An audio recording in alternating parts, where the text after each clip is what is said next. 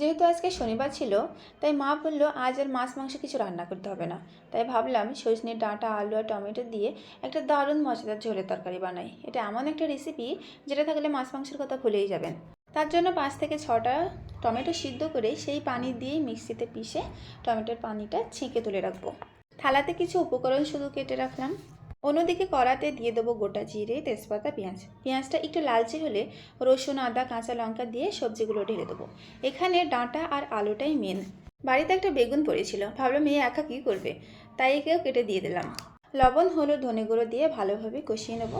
সাথে একটু লাল লঙ্কার গুঁড়ো শুধু দিয়ে দিয়েছি। একটু বেশি সময় ধরে কষিয়ে নিয়ে টমেটোর যে পানিটা বার করে রেখেছিলাম ওটা ঢেলে দেবো। এই সবজিটা এত সুস্বাদু আর ঝোলে ঝালে হয়, গরম ভাতের সাথে একবার খেলে বারবার খেতে ইচ্ছে করবে। সবজিগুলো সিদ্ধ হওয়া পর্যন্ত ঢেকে রাখবো। লাস্টে ধনেপাতা দিয়ে তুলে নিলেই তৈরি। ডাঁটার নরম স্বাদ, আলুর মিষ্টাত্ব আর টমেটোর টকটকে ভাব একসাথে মিশে এমন একটা অসাধারণ স্বাদ তৈরি করে যে একবার খেলে মনে হয় আগে কেন বানাইনি।